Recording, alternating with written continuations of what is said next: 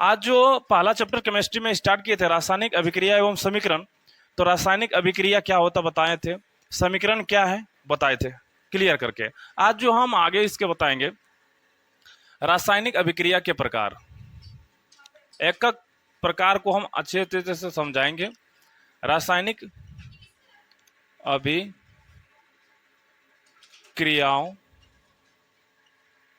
के प्रकार आप लोग नोट करते चलिएगा, ठीक है। एक एक करके हम सब डिफिनेशन को बताएंगे, एक एक करके सब डिफिनेशन को हम अच्छी तरह से समझाएंगे आप लोग को, और हर एग्जाम में आता है, आएगा ही यहाँ से। रासायनिक अभिक्रिया के प्रकार, सबसे पहले प्रकार हम बताते हैं संयोजन अभिक्रिया। हम पहले अभिक्रिया के प्रकार एक जगह लिखेंगे, फिर एक एक करके डिफिनेशन को समझाएंगे। संयोजन अभिक्रिया इंग्लिश में बोले तो इसको बोलते हैं combination reaction. Combination reaction note करते चलिए आप लोग। एक जगह हम आप लोग को सिर्फ अभिक्रिया के प्रकार बताएंगे, फिर एक एक करके हम समझाएंगे कि कौन होता है संयोजन अभिक्रिया, वियोजन अभिक्रिया, सबको समझाना, ठीक है। तो सबसे पहले क्या लिखे, संयोजन अभिक्रिया। दूसरा में लिखना है आपको वियोजन अभिक्रिया। वियोजन अभिक्रिया इंग्लिश में बोलते हैं इसको डिकम्पोजिशन रिएक्शन। क्या बोलते हैं, डिकम्पोजिशन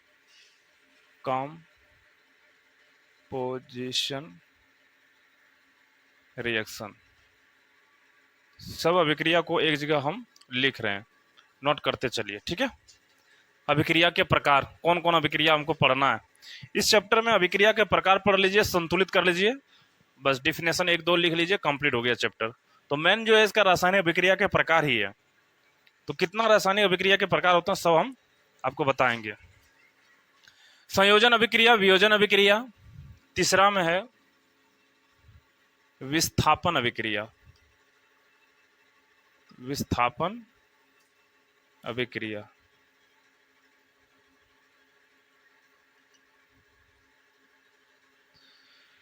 इंग्लिश में बोले तो इसको डिस्प्लेसमेंट रिएक्शन।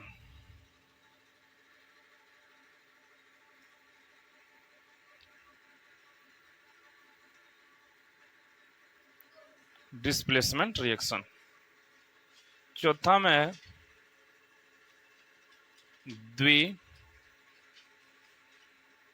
द्विविस्थापन अभिक्रिया।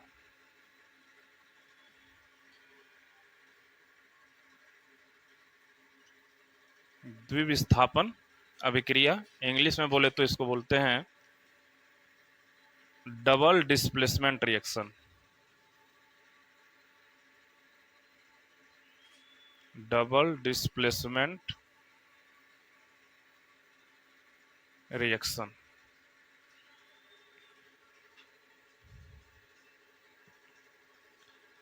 इसके बाद ऊष्माक्षेपी अभिक्रिया।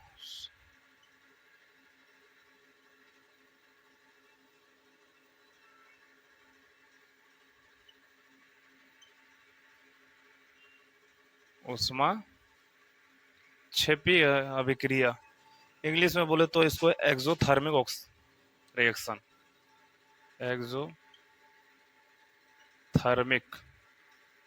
Exothermic reaction.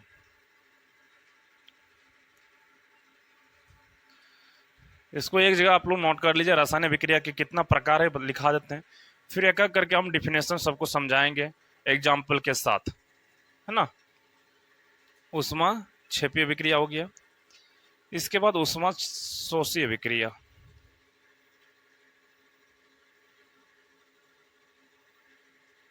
ऊष्माशोषी अभिक्रिया, और यहां से एग्जाम में क्वेश्चन आता ही है, ठीक है। अभिक्रिया के प्रकार, ऊष्माशोषी अभिक्रिया, इसको इंग्लिश में बोलते हैं एंडोथर्मिक ऑक्साइड।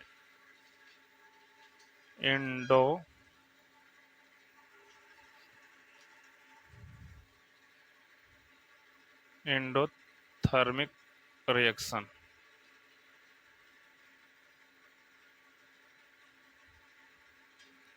Endothermic reaction. अगला जो टाइप है, प्रकार है, बहुत ही इंपॉर्टेंट है ये, उपचयन तथा अपचयन। अपचयन अभिक्रिया, उपचयन तथा अपचयन अभिक्रिया। ठीक है, इंग्लिश में बोले तो इसको ऑक्सीडेशन एंड रिडक्शन, यहां लिख देते हैं, नीचे लिख दे, ऑक्सीडेशन एंड रिडक्शन।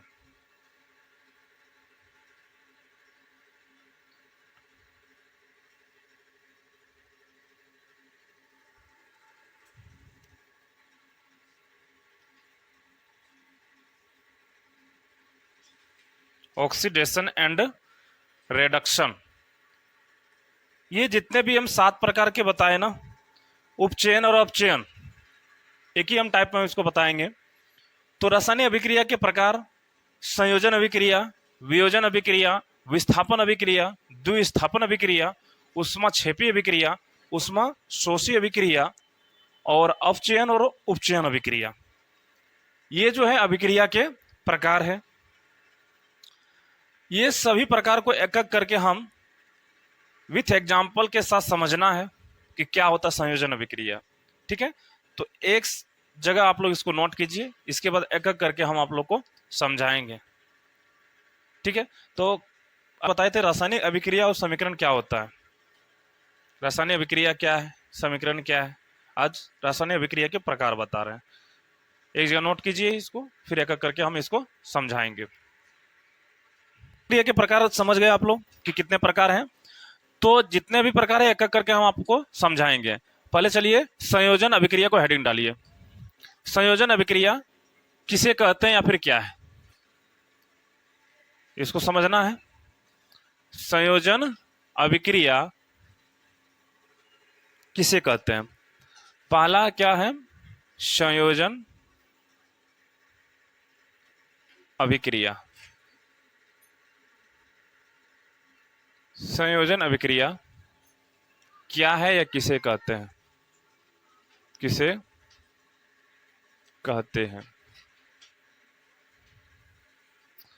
इसका आंसर आप लोग लिखिएगा। पिछला क्लास में हम बताए थे कि एक होता अभिकारक और एक होता उत्पाद। क्या होता है? एक अभिकारक, एक उत्पाद। जैसे हम बताए थे C+O2, C+O2, ये दोनों जब मिला तो जाके क्या बना? CO2।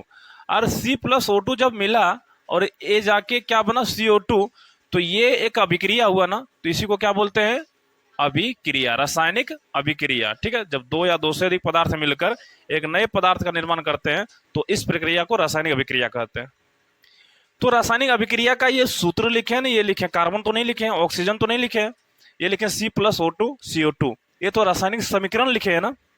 तो रासायनिक अभिक्रिया को जिस सूत्र या संकेत के माध्यम से सूचित करते हैं उसे को क्या कहते थे? रासायनिक समीकरण कहते थे। पिछला क्लास में बता चुके हैं। और एक ये भी बताए हैं कि जो तीर का निशान है ये इंडिकेट करता है क्या? इधर अभिक्रिया हुआ और इधर अभिक्रिया के पूर्व। अब बताइएगा इसको क्या बोलते हैं? अभिकारक। क्या बोलते हैं इसको? अरे अभिकारक। इंग्लिश में बोले तो इसको बोलते हैं रिएक्टेंट। क्या बोलते हैं इसको? रिएक्टेंट। अरे जो पदार्थ बना इसको क्या बोलते हैं? उत्पाद बोलते हैं। नहीं बोलते कि नए पदार्थ का उत्पन्न हुआ, उत्पाद हुआ। इंग्लिश में इसको बोलते हैं प्रोडक्ट। Product, DUCT, product. समझ पाए? तो संयोजन अभिक्रिया में क्या होता है? संयोजन, संयोजन मतलब होता है संयोग, मिलना। क्या होता है? संयोजन, मिलना। इसमें क्या होता है? संयोजन अभिक्रिया किसे कहते हैं? वैसी रासायनिक अभिक्रिया जिसमें दो अभिकारक, अभिकारक किसमें? इतना दो गो है ना अभिकारक, एक कार्बन एक ऑक्सीजन। इसमें दो अभिकारक मिलकर एक नए उत्पाद का निर्माण करते हैं, उसी को क्या बोलते हैं? संयोजन अभिक्रिया। क्या कहते हैं? संयोजन अभिक्रिया। जिसमें दो तत्व यौगिक या पदार्थ मिलकर, जिसमें दो पदार्थ, तत्व या यौगिक, कोई भी बोल सकता, कुछ भी बोल सकता है, ठीक है, मिलकर एक पदार्थ का निर्माण करते हैं, सिंगल, उसी को क्या बोलते हैं? संयोजन अभिक्रिया। समझ पाए? पहले हम समझाएंगे एग्जाम्पल से, फिर आपको लिखाएंगे डेफिनेशन। संयोजन अभिक्रिया, संयोजन मतलब होता है मिलना। क्या होता है? मिलना, जिसमें दो पदार्थ मिलकर एक सिंगल पदार्थ का निर्माण करते हैं, उसी को क्या कहते हैं? संयोजन अभिक्रिया। या फिर डिफिनेशन ये भी लिख सकते हैं, जिसमें दो अभिकारक मिलकर, जिसमें दो अभिकारक मिलकर एकल उत्पाद का निर्माण करते हैं, उसी को क्या कहते हैं? अभिक्रिया। समझ गए? चलिए लिखिए। वैसी रासायनिक अभिक्रिया लिखते चलिएगा। अरे उदाहरण तो देना बहुत ही जरूरी है, इस तरह लिखेगा तो बहुत अच्छा होगा। वैसी रासायनिक अभिक्रिया जिसमें दो अभिकारक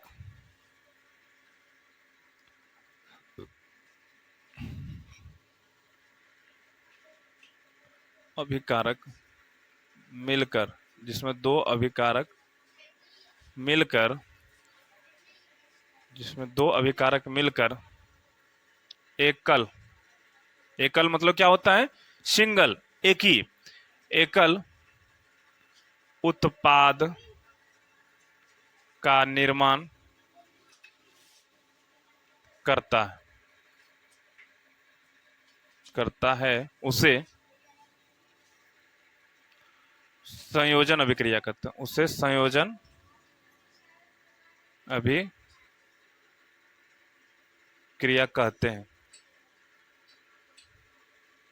लिख दिया, ठीक है। उदाहरण देना नहीं भूलना, उदाहरण तो देना ही है। कोई भी साइंस में कोई भी है उसको एग्जांपल देके समझाना बहुत अच्छा होता है, ठीक है। वही बात बताए, जिसमें दो अभिकारक मिलकर एकल उत्पाद का निर्माण करता है, मतलब सिंगल उत्पाद बनता है, उसी को क्या बोलते हैं? संयोजन अभिक्रिया कहते हैं। समझ पाए आप लोग? संयोजन में दो गो मिलकर एक का निर्माण करता है, याद रखिएगा। जिसमें दो अभिकारक मिलकर सिंगल उत्पाद का निर्माण करते हैं, उसी को संयोजन अभिक्रिया कहते हैं। एग्जाम में पूछ सकता है कि संयोजन अभिक्रिया किसे कहते हैं, उदाहरण देकर समझाइए, तो उदाहरण यही दे सकते हैं। समझते चलना है, उतना हार्ड नहीं है इसको। अगला जो प्रकार है इसी का ऑपोजिट है, उल्टा है, अभिकारक। एक एक साथ आप लोग उतारते चलिए इसको।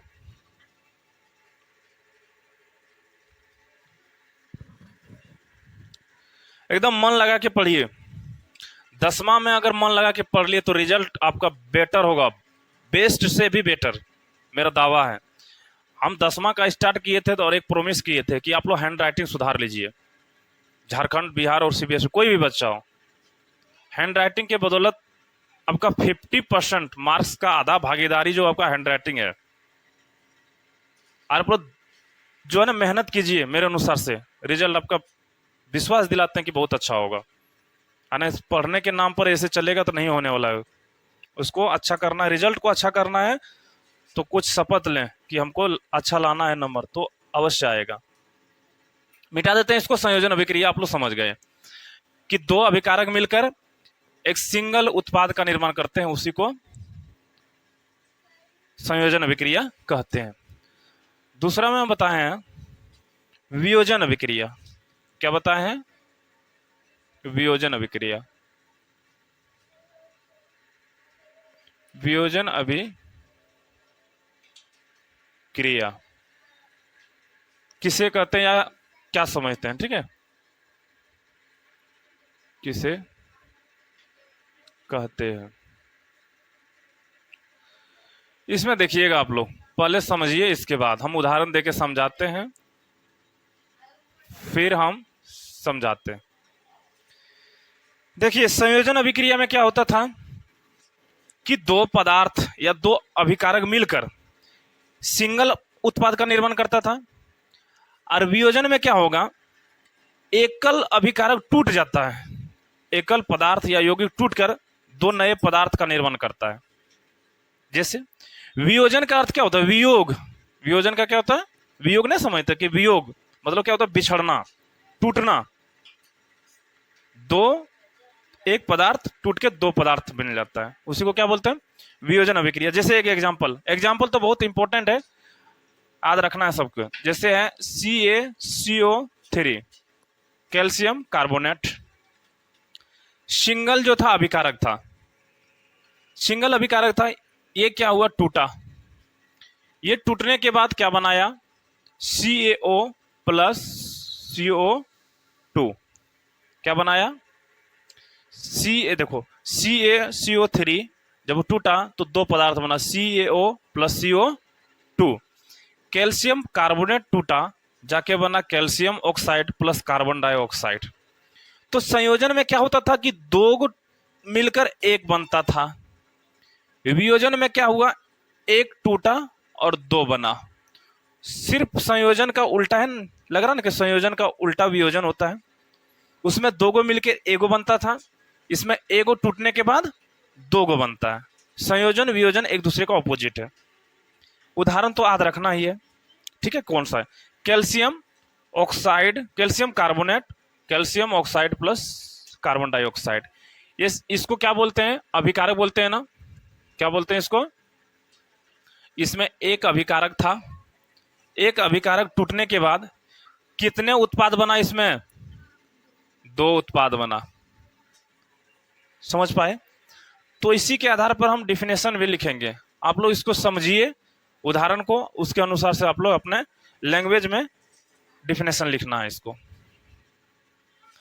वैसी रासायनिक अभिक्रिया लिखते चलिए आप लोग। वैसी रासायनिक अभिक्रिया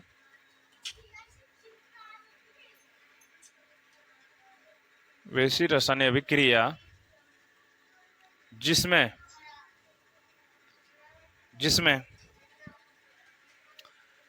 एकल अभिकारक टूटकर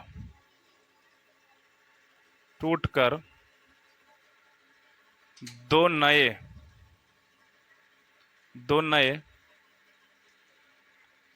उत्पाद का निर्माण करता है, उसे वियोजन अभिक्रिया कहते हैं। उसे वियोजन अभिक्रिया कहते हैं।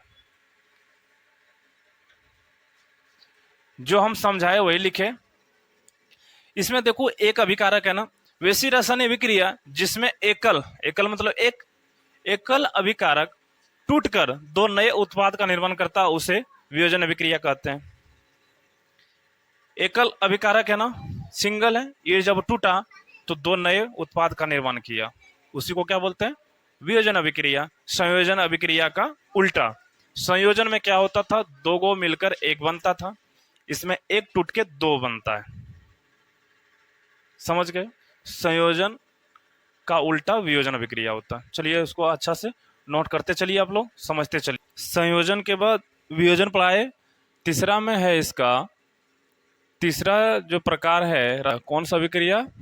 विस्थापन अभिक्रिया, इंग्लिश में डिस्प्लेसमेंट रिएक्शन किसे कहते हैं?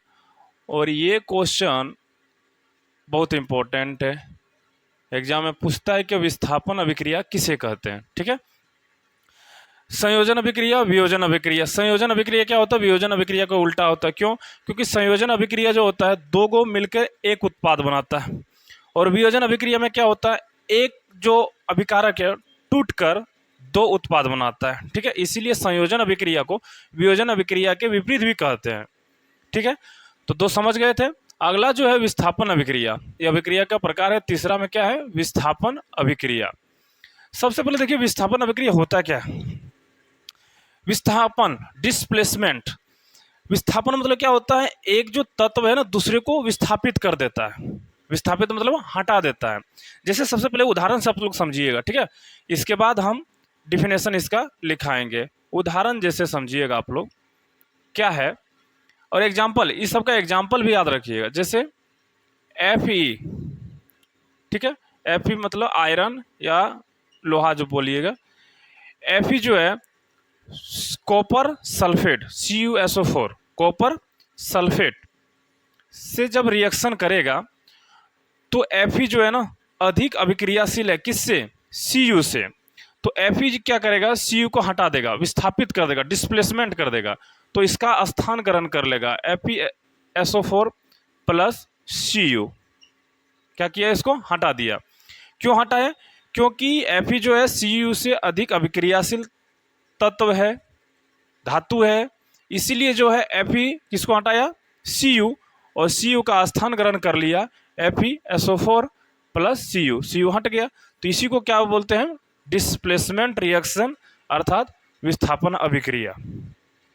विस्थापन अभिक्रिया, इसको हटा दिया। इसका रंग था नीला, क्या था? नीला, और हो गया क्या इसका? हरा।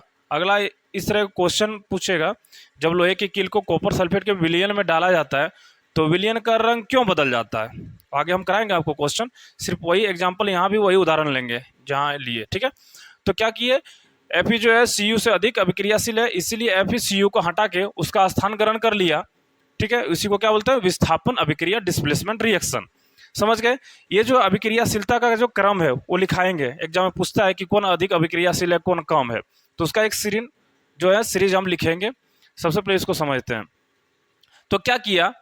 विस्थापन अभिक्रिया किसे कहते हैं? परिभाषा लिखिएगा, वैसी रासायनिक अभिक्रिया, वैसी रासायनिक अभिक्रिया,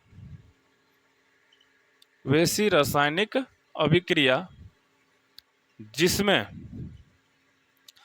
अधिक अभिक्रियाशील, जिसमें अधिक अभिक्रियाशील, अधिक अभिक्रियाशील तत्व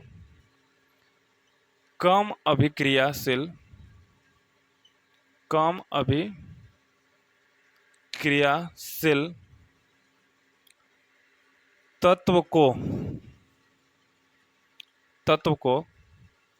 तत्व को हटाकर उसका स्थान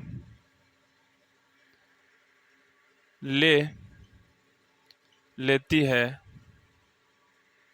उसे विस्थापन अभिक्रिया कहते हैं। विस्थापन अभिक्रिया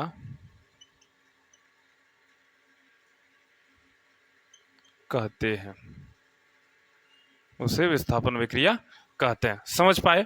जो हम आपको उदाहरण देके समझाए वही हम डिफिनेशन लिखा है। क्या लिखा है? वैसी रासायनिक अभिक्रिया जिसमें अधिक अभिक्रियाशील तत्व कम अभिक्रियाशील तत्वों को हटाकर उसका स्थान ग्रहण कर लेता है, उसी को क्या बोलते हैं? विस्थापन अभिक्रिया कहते हैं। उदाहरण याद रखिएगा, Fe जो है Cu से अधिक अभिक्रियाशील है, जब Fe CuSO4 से अभिक्रिया करा तो जो है Fe Cu से अधिक अभिक्रियाशील तत्व है, इसलिए FCU को हटाकर उसका स्थान ग्रहण कर लिया, तो उसी को क्या बोलते हैं? विस्थापन अभिक्रिया बोलते हैं। समझ पाए? जितना जो है ना ये डिफिनेशन लिखा रहे हैं आप लोग नोट करते चलिएगा, और ये इंपॉर्टेंट भी है, एग्जाम में पूछता है विस्थापन अभिक्रिया किसे कहते हैं। अब जो हम लिखाएंगे, नोट कर लिए, इसको आप नोट कीजिए, और हम कुछ तत्व लिखाएंगे जो अधिक अभिक्रियाशील तत्व है, ठीक है। ये उतार लिए, उतारिए, ठीक है। इसके बाद हम कुछ आपको यहां बताएंगे।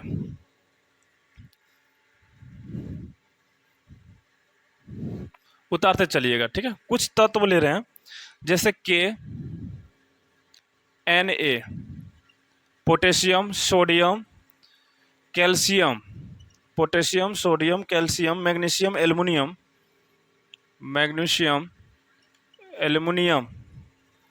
जिंक, Fe, PbCu, AgAu, ठीक है, AgAu। एक चीज ध्यान रखिएगा, ये जो है ना अभिक्रियाशीलता का क्रम है, हम नीचे से जैसे ऊपर आएंगे वो अधिक अभिक्रियाशील है, अभिक्रियाशील तत्व, अभिक्रियाशील तत्व है। एक चीज देखिएगा, अंतिम जो है, एकदम अंतिम, Ag क्या है, चांदी, और Au क्या है, सोना। ये सबसे कम अभिक्रियाशील है, कम रिएक्टिविटी है। यही कारण है, कम रिएक्टिविटी होने के कारण इसमें जल्दी जंग नहीं लगता है। क्यों जंग नहीं लगता है? क्योंकि ये अभिक्रियाशील है ही नहीं, किसी से रिएक्शन करेगा ही नहीं, किसी से अभिक्रिया ये करेगा ही नहीं। जब अभिक्रिया करेगा ही नहीं तो जंग किसे लगेगा? न वायु से ही अभिक्रिया करेगा, न जल से करेगा, न नमी से करेगा, कुछ से अभिक्रिया नहीं करेगा। जब अभिक्रिया करेगा ही नहीं तो इसमें जंग लगने की संभावना है नहीं। इसीलिए देखिए Ag और Au, सोना और चांदी, Ag मतलब चांदी, Au मतलब सोना, सबसे नीचे है, कम अभिक्रियाशील तत्व है, इसलिए इसमें जंग नहीं लगता। क्यों? अभिक्रिया ये करता ही नहीं है। समझ पाए? सबसे अधिक पूछेगा, सबसे अधिक अभिक्रियाशील तत्व कौन है? के, क्या है? के, पोटेशियम। अब पोटेशियम जो है ना सबको विस्थापित कर देगा। अगर देखिए, अब ये जो हम एग्जांपल दिए थे Fe और Cu, उदाहरण जो दिए थे Fe क्या किया? Cu को हटा दिया। देखिए यहाँ पे कहाँ है Cu और Fe कहाँ है? इस जगह। Fe जो है Cu से अधिक अभिक्रियाशील है ना, Fe जो है Cu से अधिक अभिक्रियाशील तत्व है ना, इसलिए इसको क्या किया? हटा दिया। समझ पाए? अगर यहाँ मैग्नीशियम और एल्युमिनियम में रिएक्शन करेगा तो मैग्नीशियम एल्युमिनियम को हटा देगा, मतलब पोटेशियम है ना इस सभी को नीचे वाले को हटा देगा। क्यों? क्योंकि पोटेशियम जो सबसे अधिक अभिक्रियाशील तत्व है, इसलिए इसको हटा दिया। एग्जाम्पल दिए कि Fe जो है Cu को हटा दिया। क्यों? क्योंकि Fe Cu से अधिक अभिक्रियाशील तत्व है। ये वाला जो है ना आप लोग याद रखिएगा, अभिक्रियाशील तत्व 4 देगा, ऑप्शन बोलेगा कौन अधिक अभिक्रियाशील है, तो क्या है? Potassium, sodium, calcium, magnesium, aluminium, zinc, Fe, Pb लोहा, Pb मतलब शीशा, कॉपर और चांदी और सोना। सबसे अधिक अभिक्रियाशील कौन है? पोटेशियम, और सबसे कम सोना, चांदी। तो ये क्रम पूछ सकता है। ऊपर वाले तत्व नीचे वाले सबको विस्थापित कर देगा। क्यों विस्थापित कर देगा? क्योंकि सबसे अधिक अभिक्रियाशील है। उम्मीद करते हैं आप लोग अच्छे से इसको समझ गए होंगे। चलिए अगला टाइप प्रकार बताएंगे अभिक्रिया का, एकदम समझते चलना है इसको, ठीक है। चौथा जो प्रकार है वो है द्विविस्थापन। कौन है? द्विविस्थापन अभिक्रिया।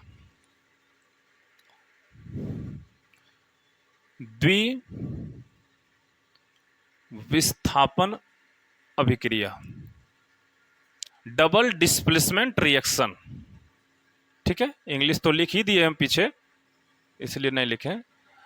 द्विविस्थापन अभिक्रिया किसे कहते हैं? बहुत इंपॉर्टेंट है, विस्थापन और द्विविस्थापन, इसको अच्छे से समझिएगा। और साइंस है ना एकदम अपने भाषा से समझना है, इसको रटना नहीं है। साइंस और मैथ एकदम आराम से इसको समझना है। हम बोले एनसीईआरटी बेस जाएंगे, कहीं से भी क्वेश्चन नहीं छूटेगा। आपके सिलेबस में जहाँ तो उससे हम एक्स्ट्रा ही पढ़ाएंगे, जिससे क्वेश्चन आपका एक भी क्वेश्चन बाहर नहीं जाएगा। बस ऐसे आप लोग जो है ना कंटिन्यू रहिए और एकदम आराम से समझिए।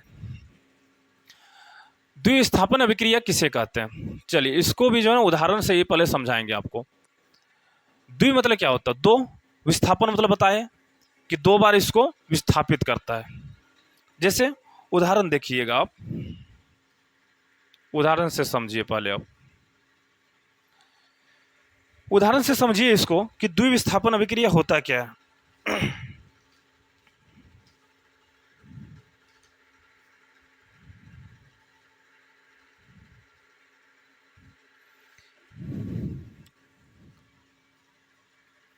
Na2SO4 प्लस BaCl2, ठीक है, BaCl2, ये जो है दोनों रिएक्शन किया। अब एक चीज बताइए, ये दोनों को क्या बोलते हैं? अभिकारक या उत्पाद। जो अभिक्रिया के पूर्व होता है उसको क्या बोलते हैं? अभिकारक। ये पता है, पीछे बताए हैं, अभिकारक। अब ये क्या किया? दो अभिक्रिया, दो अभिकारक आपस में क्या हुआ, आयनों का आदान प्रदान किया। द्वि मतलब दो, दो बार ये डिस्प्लेसमेंट हुआ। कैसे डिस्प्लेसमेंट हुआ, ये अभिकारक कहते हैं, इसको मिटा देते हैं, ठीक है, आप लोग जानते हैं। यहां देखिए, ये बी ए जो है ना, बी ए SO4 को लिया, क्या किया, बी ए SO4 को लिया, तो क्या बनाया, बी ए SO4। बी ए इससे SO4 लिया, एक बार डिस्प्लेसमेंट हो गया, एक बार विस्थापन हो गया। अब क्या किया, Na इससे Cl2 लिया, मतलब Cl लिया, तो क्या किया, NaCl बना लिया। अब यहां भी दो, यहां भी दो, संतुलित कर दीजिए इसको, दो आगे लिख दिए। अगर ये नहीं आप समझ में आया कि दो कहां से आया, तो आगे जब हम बताएंगे संतुलित समीकरण, वहां अच्छे से क्लियर कर देंगे। अब यहाँ चलिए, अब यहां देखिए, दो बार डिस्प्लेसमेंट हुआ ना, दो बार रिएक्शन, इससे Ba है SO4 ले लिया, एक बार होगा।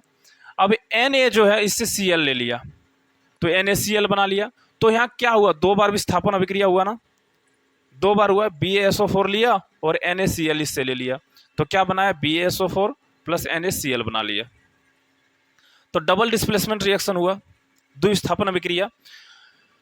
द्विस्थापन अभिक्रिया समझ गए। अब इसका डिफिनेशन कैसे लिखाएंगे, चलिए लिखिए, वैसे रासायनिक अभिक्रिया या उस प्रकार की रासायनिक अभिक्रिया, ठीक है, उस प्रकार की रासायनिक अभिक्रिया, उस प्रकार की, आपको पहले हम समझाते हैं, इसके बाद डिफिनेशन लिखाते हैं। तो आप लोग इस समीकरण को भी याद रखिएगा, ठीक है। द्विस्थापन अभिक्रिया किसे कहते हैं, अगर एग्जाम में पूछे तो इसको उदाहरण भी देना है,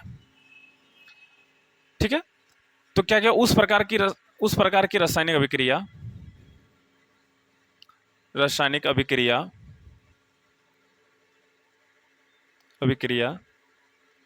जिसमें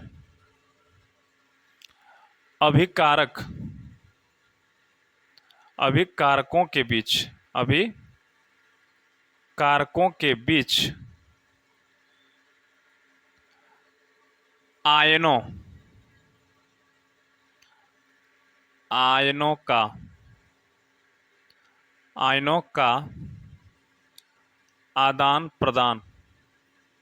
का आदान प्रदान करके नए उत्पाद का निर्माण करते हैं, उसे द्विविस्थापन अभिक्रिया कहते हैं, उसे द्विविस्थापन अभिक्रिया कहते हैं, विक्रिया कहते हैं। देखिए इधर जो हम उदाहरण दिए वही लिखा है, क्या किया, उस प्रकार की रासायनिक अभिक्रिया जिसमें अभिकारकों, इसी को ना अभिकारक बोलते हैं, अभिकारकों के बीच आयन का आदान प्रदान करता, मतलब आयन है, ये जो है BaSO4 लिया और Na इससे लिया, आयनों का आदान प्रदान करके नए उत्पाद का निर्माण करता, नए उत्पाद का निर्माण किया, उसी को द्विविस्थापन अभिक्रिया कहते हैं। द्वि मतलब दो, विस्थापन हुआ ना दो बार, तो इसी को क्या बोलते हैं, द्विविस्थापन अभिक्रिया। समझ गए, द्विविस्थापन क्या होता है, विस्थापन क्या होता है, संयोजन क्या होता है, वियोजन क्या होता है, ठीक है। अगला जो है प्रकार, ये भी एग्जाम पूछता है, ठीक है। हो गया, आप लोग उतारते चलिएगा, ठीक है। चलिए,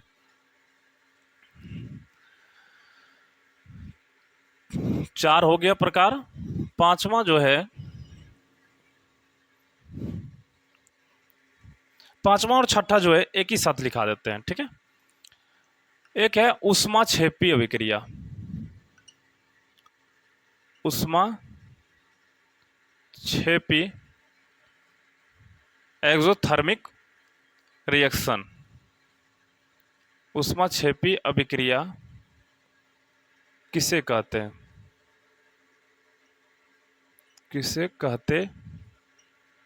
हैं, देखिएगा, ऊष्माक्षेपी और छठा में बताते हैं आपको ऊष्माशोषी, एक ही साथ बताते हैं। ऊष्माशोषी अभिक्रिया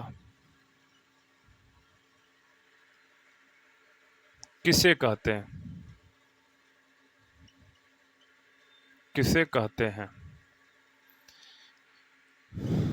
इसका आंसर, चलिए इसमें समझना कुछ नहीं है, एक ही बात याद रखिए आप लोग, ऑल ओवर का बात करते हैं, जितना भी अभिक्रिया होता है, जितने भी प्रकार की अभिक्रिया होती है, एक तो उसमें हम हीट देने के बाद अभिक्रिया होता है, रिएक्शन होता है, और एक ऑटोमेटिक होता है रिएक्शन। उस प्रकार की अभिक्रिया जिसमें हम उष्मा देने के बाद अभिक्रिया होता है, उसके उष्मा शोषी अभिक्रिया कहते हैं। और जो अभिक्रिया के दौरान उष्मा उत्पन्न होता है जिसमें, उसे उष्मा क्षेपी कहते हैं अभिक्रिया। जिसमें अभिक्रिया के दौरान उष्मा उत्पन्न होती है उसे उष्मा क्षेपी। और उष्मा शोषी, शोषी मतलब क्या होता है, शोषण करना। तो जिसमें अभिक्रिया के दौरान उष्मा का शोषण होता है, मतलब उष्मा उत्पन्न नहीं होती है, उसे उष्मा शोषी अभिक्रिया कहते हैं। जैसे आप लोग समझिए, अपनी भाषा में समझाते हैं आपको।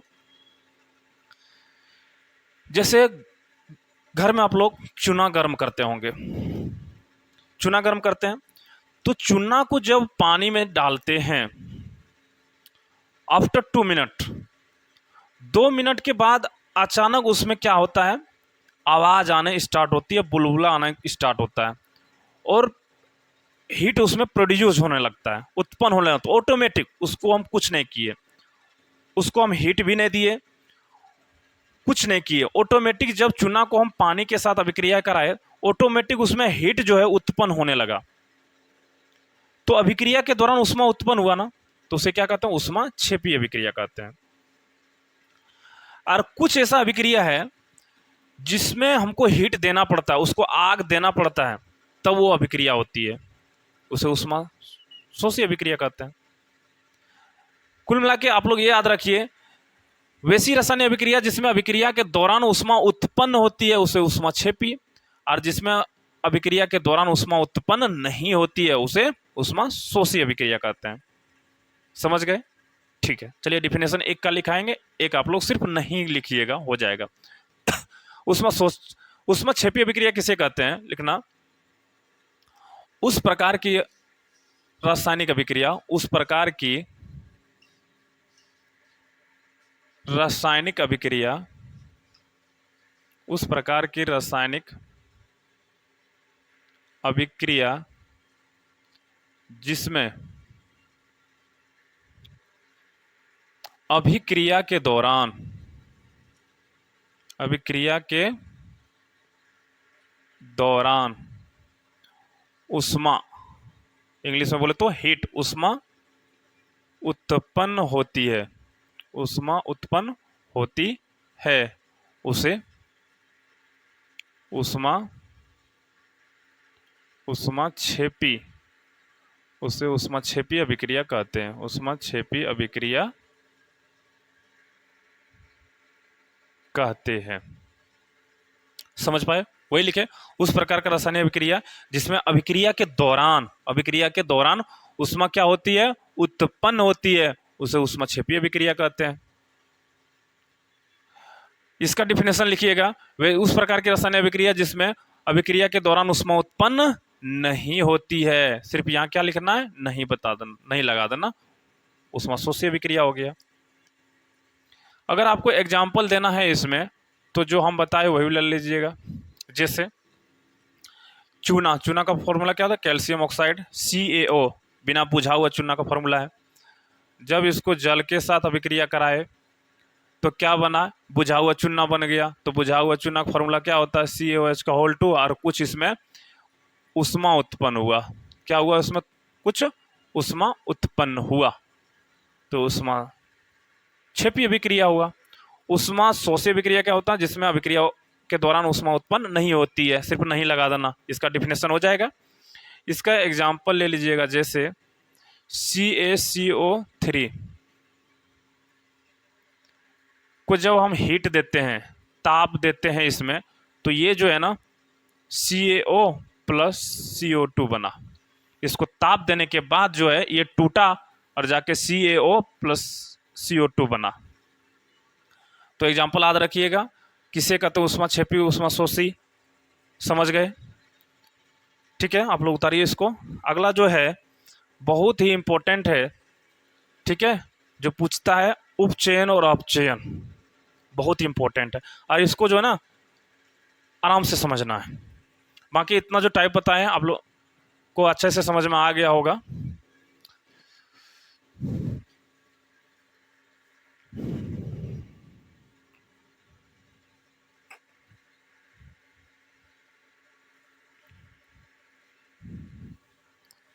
चलिए लास्ट टाइप है रासायनिक अभिक्रिया के प्रकार का, ये अंतिम प्रकार है उपचयन एवं अपचयन।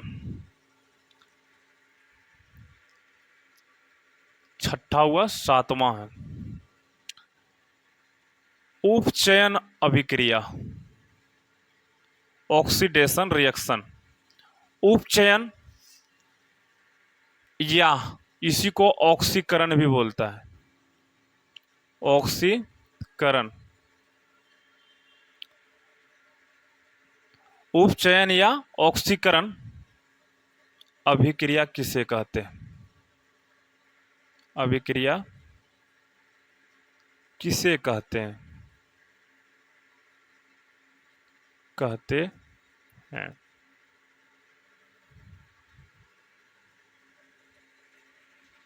बन रहा वीडियो?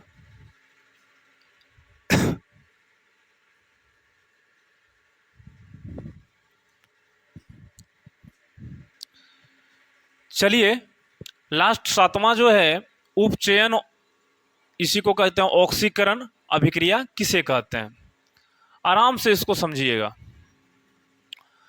इसको थोड़ा हम एनसीईआरटी लेवल का थोड़ा डीप जाते हैं, एग्जाम में हो सकता है ऑब्जेक्टिव इसमें पूछता ही है,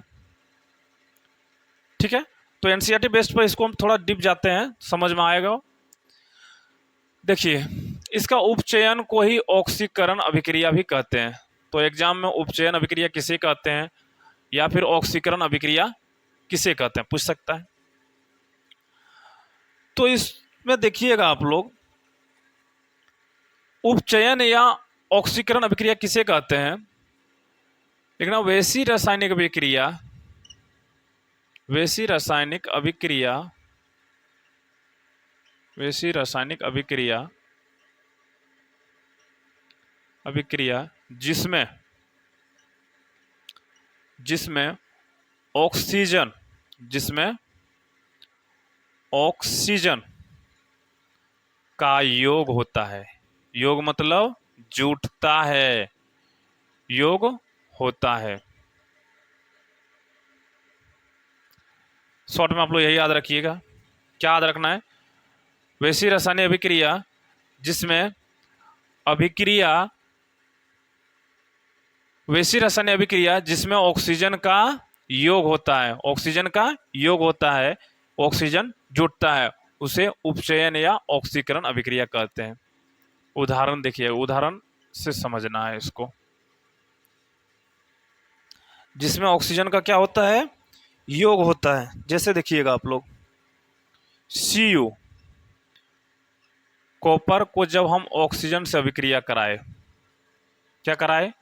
कॉपर को जब हम ऑक्सीजन के साथ अभिक्रिया कराए तो क्या किया? ये इससे ऑक्सीजन जुटा, CuO, कॉपर ऑक्साइड बनाया, कॉपर ऑक्साइड बना।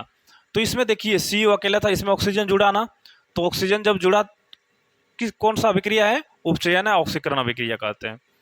तो देखिए यहाँ 2 है तो 2 से इसको बैलेंस करो, बैलेंस वाला आगे समझाएंगे। यहाँ भी 2 है कॉपर तो 2 की बराबर हो गया। तो जिसमें ऑक्सीजन जुड़ता है उसे उपचयन अभिक्रिया कहते हैं। ठीक है, समझ गए? उदाहरण भी याद रखिएगा। वैसी रासायनिक अभिक्रिया जिसमें ऑक्सीजन का योग होता है अर्थात ऑक्सीजन जुड़ता है उसे उपचयन, ऑक्सीकरण या ऑक्सीडेशन अभिक्रिया कहते हैं। जैसे CuO2 जोड़े, इससे जुट गया। ये तो आप लोग लिख सकते हैं यहाँ तक एग्जाम में। जो हम नोट में लिखा रहे हैं ये थोड़ा ध्यान देना आपको। पहला, ये नोट ऑब्जेक्टिव के लिए है, आप लोग को एग्जाम में नहीं लिखना है। अगर पूछे उपचयन या ऑक्सीकरण अभिक्रिया किसे कहते हैं तो सिर्फ यही लिखिए, वैसी रासायनिक अभिक्रिया जिसमें अभिक्रिया, वैसी रासायनिक अभिक्रिया जिसमें ऑक्सीजन का योग होता है, जिसमें ऑक्सीजन का योग होता है, और उदाहरण दे दीजिएगा, बस इतने लिखना है। नोट में जो लिखा रहे हैं ये ऑब्जेक्टिव के लिए है। पहला नोट लिखिएगा, इसमें हाइड्रोजन हाइड्रोजन का ह्रास होता है। ह्रास मतलब क्या होता है? हटता है, ह्रास होता है। इसमें हाइड्रोजन का ह्रास होता है। उपचयन में पूछेगा हाइड्रोजन का क्या होता है? ह्रास होता है। ऑक्सीजन का जुड़ता है और ऑक्सीजन जुड़ता है और हाइड्रोजन हटता है, अर्थात ह्रास होता है मतलब खत्म होता है। पहला याद रखिएगा। दूसरा जो पॉइंट है इसमें इसमें ऑक्सीजन तो जुड़ता है, पता है। इसमें ऋणात्मक का मान अधिक होता है। इसमें ऋणात्मक का मान अधिक होता है। क्यों अधिक होता है ऋणात्मक का मान? समझिए आप लोग। इसमें ऑक्सीजन जुड़ रहा है ना, ऑक्सीजन जुड़ रहा है, तो ऑक्सीजन पर जो है ना -2, ऑक्सीजन तो ऑलरेडी माइनस है, इस पर पावर क्या आता है? O2 minus. तो जब ऑक्सीजन जुड़ रहा है तो ऋणात्मक का भी मान तो बढ़ रहा है ना। अब आप लोग को डाउट होगा O2 माइनस कैसे हुआ, तो आप लोग को पता होगा ऑक्सीजन का परमाणु संख्या कितना होता है? 8। द्रव्यमान संख्या कितना होता है? देखिए ऑक्सीजन का परमाणु संख्या कितना होता है? 8। इसको जब हम कॉन्फ़िगरेशन करेंगे, विन्यास करेंगे, तो 2 और क्या होगा? 6। इस तरह आप लोग पूरा करते होंगे, जानते हैं आप लोग। तो अंतिम घर में जो 8 पूरा करने कितना इलेक्ट्रॉन चाहिए? 2 चाहिए। तो 2 जब चाहिए ना, जो ग्रहण करता है उस पर माइनस चार्ज और जो त्याग करता है उस पर प्लस चार्ज। तो 2 इलेक्ट्रॉन लेगा ना, तो लेगा तो 2 इलेक्ट्रॉन तो माइनस होगा नहीं, तो 2 इलेक्ट्रॉन लेगा तो अंतिम घर में इसका 8 इलेक्ट्रॉन पूरा होगा, इसलिए इस पर -2 चार्ज रहता है। तब जब उपचयन अभिक्रिया में ऑक्सीजन का योग होता है तो माइनस का भी मान तो बढ़ेगा, तो इसमें ऋणात्मक का मान क्या होगा? अधिक होगा। एग्जाम में कैसे पूछेगा यहाँ कि उपचयन अभिक्रिया में ऋणात्मक का मान क्या होता है? अधिक होता है, कम होता है, या समान रहता है, या इनमें से कोई नहीं। तो उपचयन अभिक्रिया में ऋणात्मक का मान क्या होता है? अधिक होता है। इसमें हाइड्रोजन का ह्रास होता है, इसमें ऋणात्मक का मान अधिक होता है। क्यों अधिक होता है? क्योंकि ऑक्सीजन जुड़ता है। उपचयन अभिक्रिया समझ गए। अगला जो है, अंकित जाओ। उपचयन समझ गए।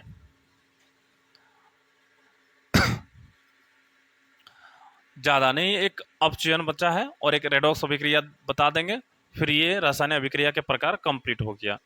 ठीक है। और इस चैप्टर में जो प्रकार है आप लोग समझ लीजिए, यहाँ से क्वेश्चन 2 नंबर का पूछता ही है, 2-3 नंबर से ज्यादा। अगला जो है उपचयन समझ गए, अपचयन समझिए। अपचयन इसी को बोलते हैं अवकरण, ऑक्सीकरण, अवकरण। अपचयन अभिक्रिया इसी को बोलते हैं अवकरण अभिक्रिया। किसे कहते हैं? अभिक्रिया किसे कहते हैं? कहते हैं अपचयन अभिक्रिया। अपचयन को ही क्या बोलते हैं? अवकरण अभिक्रिया। किसे कहते हैं? लिखिए। उस प्रकार की अभिक्रिया, इसमें देखिए उसमें ऑक्सीजन जुड़ता था ना, तो इसमें ऑक्सीजन क्या होगा? हटेगा। इसमें ऑक्सीजन क्या होगा? हटेगा। उसमें इलेक्ट्रॉन क्या होता था? हटता था। इसमें इलेक्ट्रॉन जुटेगा, इसमें हाइड्रोजन जुटेगा। उसमें ऑक्सीजन का योग होता था उपचयन में, इसमें ऑक्सीजन का ह्रास होगा, मतलब ऑक्सीजन हटेगा। उसमें हाइड्रोजन का हटना था, इसमें हाइड्रोजन जुटेगा। ठीक है। तो लिखिए, उस प्रकार की रासायनिक अभिक्रिया, रासायनिक अभिक्रिया जिसमें जिसमें ऑक्सीजन जिसमें ऑक्सीजन का ह्रास अर्थात त्याग, ह्रास मतलब रिमूव होना, ठीक है, त्याग लिख सकते हैं। ह्रास होता है उसे अपचयन अपचयन या अवकरण अभिक्रिया कहते हैं। अभिक्रिया, आप लोग अभिक्रिया कहते हैं।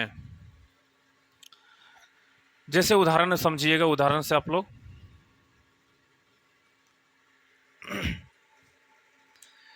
CuO कॉपर ऑक्साइड को जब हम हाइड्रोजन के साथ अभिक्रिया कराएं तो Cu जो है ना, इससे ऑक्सीजन हट गया और यहां आके जुड़ गया, H2O बना लिया।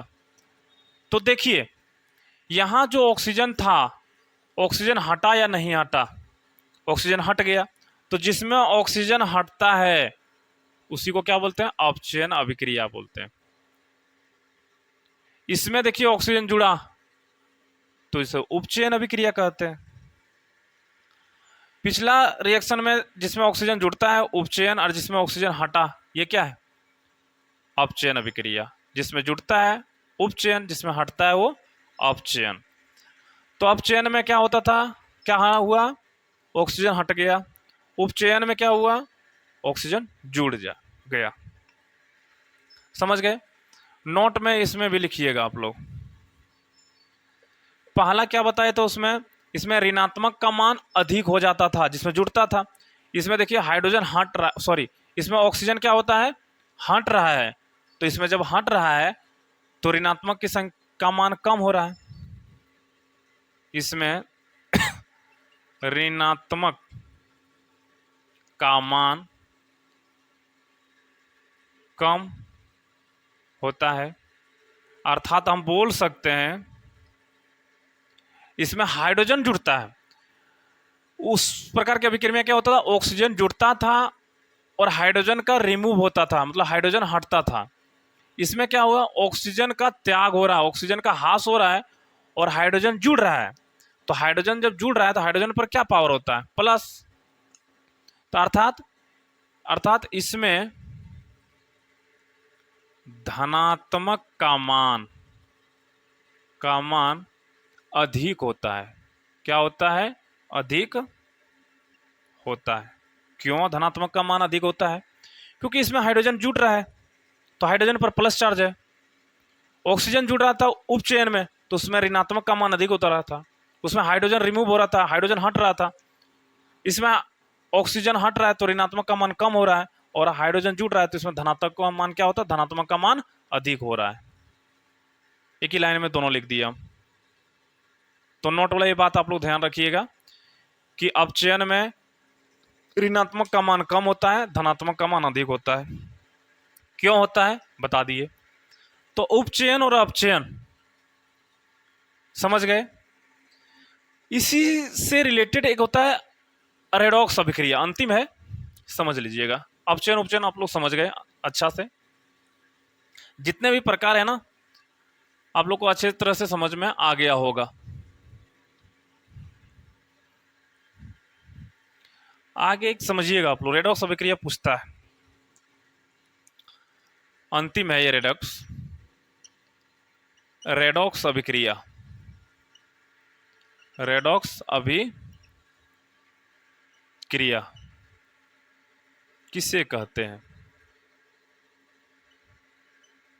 किसे कहते हैं? देखिए वही उपचयन और अपचयन, वैसी रासायनिक अभिक्रिया जिसमें उपचयन और अपचयन दोनों अभिक्रिया साथ साथ होते हैं तो उसी को रेडॉक्स अभिक्रिया कहते हैं। क्या बताए? उस प्रकार की अभिक्रिया, उस प्रकार की अभिक्रिया, उस प्रकार की अभिक्रिया जिसमें उपचयन तथा अपचयन अभिक्रिया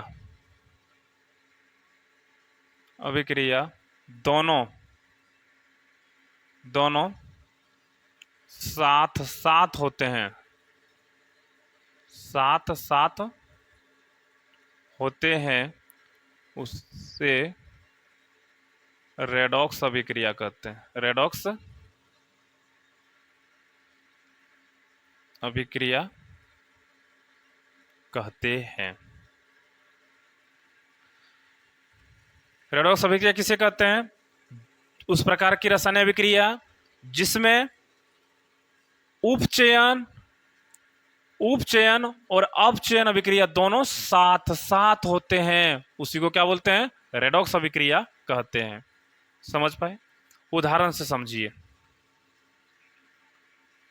उदाहरण से एकदम समझना है। रेडॉक्स अभिक्रिया दोनों अभिक्रिया साथ साथ होते हैं। जैसे वही एग्जांपल लेंगे, CO प्लस H2। आराम से समझिए, यहां क्या हुआ? ही Cu से हाइड्रोजन क्या हुआ? हट गया और H2O जल बना लिया। तो देखिए यहां पे Cu से क्या हुआ? ऑक्सीजन हटा या जुटा? हटा नहीं, तो जिसमें ऑक्सीजन हटता है उसे क्या बोलते हैं? अपचयन अभिक्रिया। जिससे ऑक्सीजन हटता है, अपचयन पीछे बताए।